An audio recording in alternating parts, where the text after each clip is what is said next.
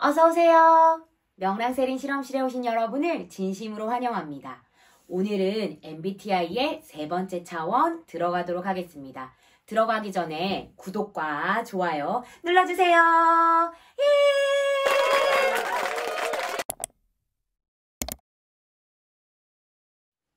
오늘 저는 여러분들에게 5가지 질문을 드릴 겁니다.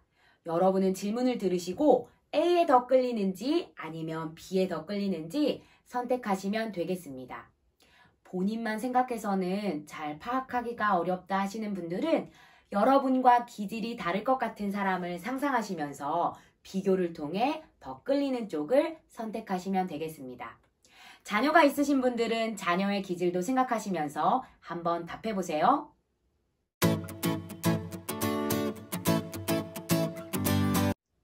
오늘 우리가 알아볼 MBTI의 세 번째 차원은 바로 사고형이냐, 감정형이냐입니다.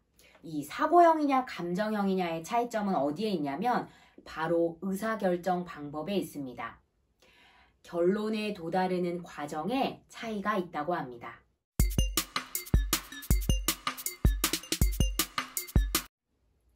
사고형은 원인과 결과를 분석해서 결론에 이른다고 합니다. 감정형은 개인의 감정이나 가치관에 따라 의사결정을 한다고 하고요. 그런데 여기서 주의할 점은 사고형이라고 해서 감정이 없는 게 아니고 감정형이라고 해서 논리적 분석력이 부족하다는 말이 아닙니다. 우리는 둘 다 사용할 텐데 선천적으로 더 자주 사용하는 기질이 있다는 거 잊지 마시고 질문에 답해 보시면 좋겠습니다.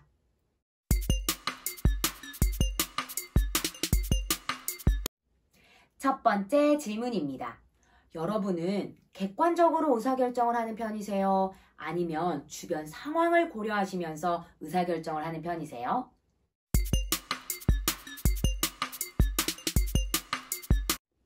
여러분이 만약에 서울에서 부산까지 출장을 가야 한다고 생각해 볼게요. 이때 평소에 별로 좋아하지 않는 그 직장 동료가 본인이 본인의 차로 서울에서 부산까지 갈 거라면서 여러분과 함께 가자고 동승을 제안합니다. 즉 카풀을 제안하는데요. 이때 여러분은 그 차를 타실 것 같아요? 아니면 안 타실 것 같아요? 사고형들은 그 제안을 들었을 때 생각을 합니다. 내가 혼자 갈 경우에는 기차표도 끊어야 되고 또 그 부산역에서 목적지까지 택시비도 들어야 되고 더군다나 출장을 가야 되니까 짐도 끌고 가야 되는데 시간과 비용 면에서 혼자 가는 것보다 이 싫지만 동료랑 같이 가는 게 훨씬 낫다고 판단합니다. 그래서 그 차를 기꺼이 타고 이동을 하죠. 반면에 감정형은 이 여러 가지 비용과 시간이 들매도 불구하고 그 싫어하는 직원이랑 동료랑 같이 차를 타고 서울에서 부산까지 그걸 견디면서 가는 걸 선택하지 않습니다. 그리고 그걸 선택하면 자기를 위선자라고 생각할 수도 있어요. 더군다나 같이 가면서 친한 척 해야 된다는 그 사실이 자기 가치관하고는 맞지 않으니까 그 차를 안 타기로 결정합니다.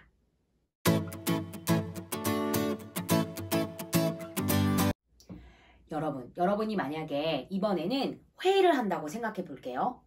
그 신제품이 출시돼서 이 신제품을 어떻게 홍보할 것인가 홍보 전략에 대한 미팅이 열렸습니다. 이때 감정형인 A와 사고형인 B가 서로 다른 의견으로 막 격렬하게 논쟁을 했어요. 결국 회의에서 결론은 나지 않고 잠정 중단한 다음에 다시 회의를 하기로 미뤘습니다. 이러고 난 다음에 점심시간이 되잖아요. 그러면 사고형인 B는 감정형인 A한테 와서 점심 같이 드실래요? 라고 말하는 사람입니다.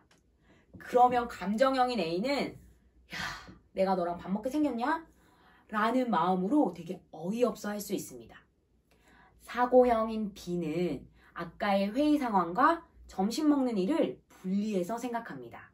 근데 감정형인 A는 아까 그 회의 때 자기와 다른 의견을 낸 B가 의견을 반대한 게 아니라 본인 존재 자체를 반대했다고 생각할 수도 있어요. 그래서 같이 밥 먹고 싶지 않은 겁니다.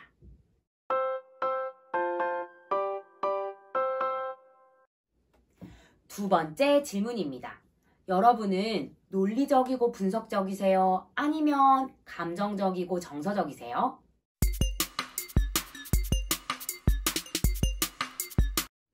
예를 들어서 한 지역에서 오래오래 운영했던 의류회사가 그 회사의 이익과 어떤 회사의 그 미래를 위해서 다른 지역으로 옮기게 된 상황이라고 한번 생각해 볼게요. 이때 그 회사에 오래오래 다니고 있었던 종업원들이 회사의 이전을 반대하면서 본인들이 공장을 잘 운영해 보겠다고 회사에 지원 요청을 보냅니다. 그러면 이때 사고형인 회계팀의 그 부사장은 그 종업원들의 사정은 안타깝지만 회사의 미래 가능성과 또 회사 주주들을 생각해서 더 공장의 그 순이익을 많이 낼 수 있는 지역으로 공장을 옮기자고 의사결정을 합니다. 근데 반면에 감정형인 인사팀에 만약에 부사장이 있다면 그 사람은 이렇게 말해요. 절대 그래서는 안 된다. 물론 회사가 순이익을 내야 하긴 하지만 오래도록 이 공장을 지켜오고 그들 덕분에 공장을 운영해 왔는데 종업원들을 어떻게 자르고 다른 쪽으로 이사를 할 수 있느냐. 우리가 좀 더 나은 종업원들과 함께 일하면서 좀 더 나은 방안으로 회사를 운영해보자 라고 말할 수 있대요. 말하자면 사고형인 부사장은 이 회사의 순이익을 생각해서 논리적이고 분석적으로 회사의 운영 방침을 결정합니다. 반면에 감정형인 부사장은 종업원들의 입장에 서서 감정적이고 정서적으로 회사의 미래를 결정할 수도 있다고 합니다. 세 번째 질문입니다. 여러분은 상대방이 상처를 받더라도 정직한 게 더 나으신가요? 아니면 상대방이 상처를 받지 않게 하기 위해서 선의의 거짓말로 얼버무리는 게 더 나으신가요?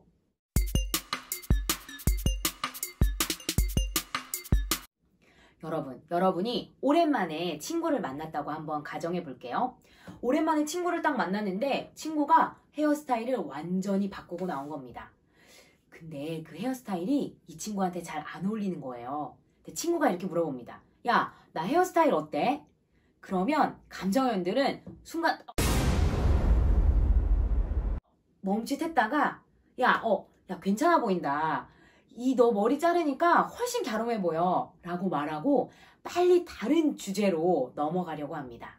반면에 사고형들은 그 객관적이다 못해 그 냉정하기까지 합니다. 그래서 이렇게 질문할 수도 있어요.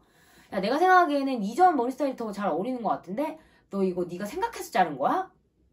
라고 할 수도 있습니다.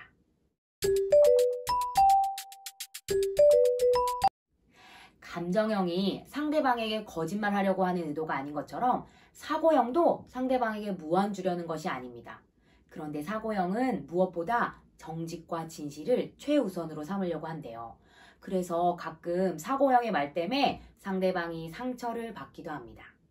반면에 감정형들은 이렇게 뭔가 얼버무리는 재치를 발휘하거든요. 그래서 불필요한 고통이나 상처를 주지 않기 위해 선의의 거짓말을 선택하기도 한다고 합니다. 저는 이 부분에서 이런 생각을 하게 됩니다. 언제나 진실이 옳은가? 또 선의의 거짓말은 거짓말이 아닌가? 우리는 상황과 때에 따라서 적절한 지혜를 발휘해야 할 겁니다.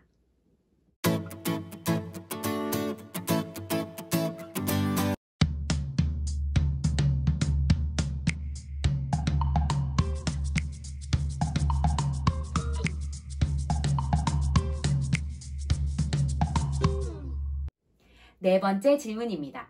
여러분은 논리정연한 주장을 따르세요? 아니면 감정의 호소에 설득당하세요?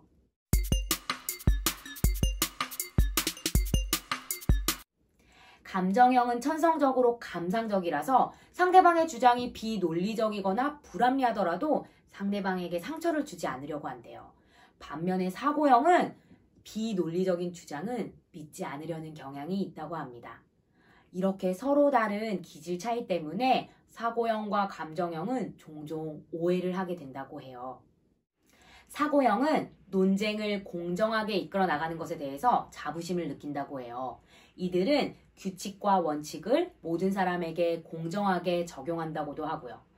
그리고 이 사람들은 혹시 어떤 판결의 결과가 자신은 좋아하지 않는 결과더라도 그 과정이 공정했으면 받아들인다고 합니다.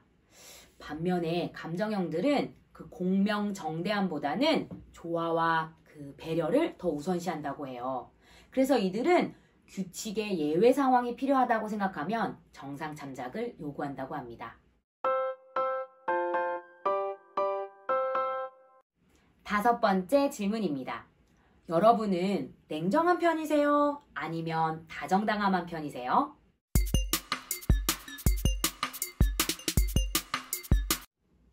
외향성과 내향성도 사람을 대하는 태도에 영향을 줄 수 있지만 사고형과 감정형이 그 태도에 더 밀접하게 연관되어 있대요. 항상은 아니지만 사고형들은 사람들을 대할 때 냉정할 수 있고 감정형들은 다정다감할 수 있다고 합니다. 감정형들은 사고형에 비해서 친절합니다. 외향적 감정형은 더욱 친절하겠죠? 이들은 선천적으로 다른 사람의 감정에 동화되고 다른 사람을 즐겁게 해주려고 노력한대요. 낯선 사람들에게 친절하고 또 자기 자신을 희생하면서까지 남을 도우려고 한다고 합니다. 그리고 또 이들은 개인적인 생활을 공유하고 싶어 한대요. 그래서 자신과 관련된 사진을 보여주면서 공감대를 형성하려고 하고요. 반면에 사고형들은 그 다른 사람에게 자신의 감정을 잘 드러내지 않는다고 합니다. 사고형임에도 불구하고 자기가 사랑하는 사람들에게는 다정다감할 수 있대요. 반면에 평소에 다정다감한 감정형도 어떤 확신이 딱 들면 매몰차고 단호하게 돌아설 수도 있다고 합니다. 여러분은 어느 쪽에 더 가까우신가요? 감정형과 사고형을 양 끝에 놓고 여러분이 가까운 쪽에 한번 표시를 해보십시오. 참고로 저는 감정형에 가깝습니다.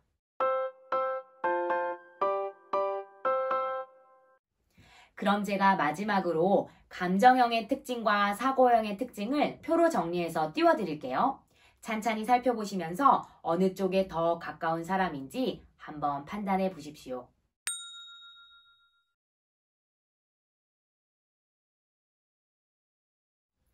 그럼 오늘은 여기까지 하고요. 우리 다음 영상에서는 마지막 차원인 판단형과 인식형에 대해서 알아보도록 하겠습니다. 어디에서? 명랑세리 실험실에서. 안녕!